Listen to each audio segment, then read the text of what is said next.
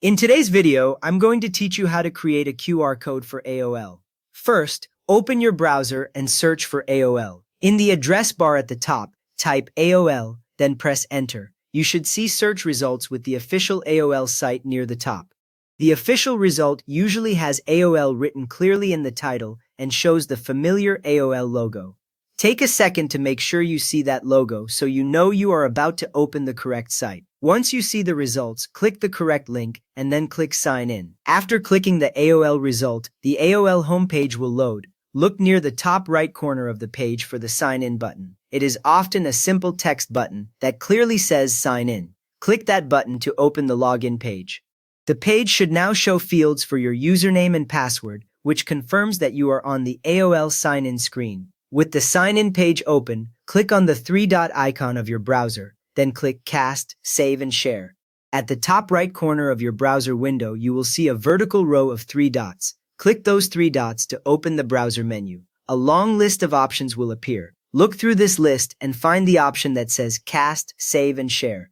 It may appear grouped together as one menu section under that label. Click Cast, Save, and Share so the sharing panel opens on the side or near the top of your browser window. Next up, click Create QR Code. Inside the Cast, Save, and Share section, you will see several choices for how to share or save the current page. One of these options is Create QR Code. It may show a small square icon made of black and white blocks next to the text. Click Create QR Code. When you click it, your browser prepares a QR code that points to the current AOL sign-in page address. After that, a pop-up will show up with the QR code. Check and correct the URL, then click Download. A small window now appears on your screen with a large square QR code in the center.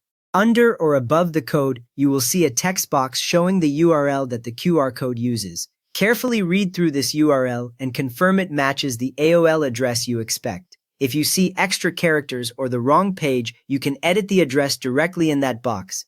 As you change the address, the QR code updates to match the new URL.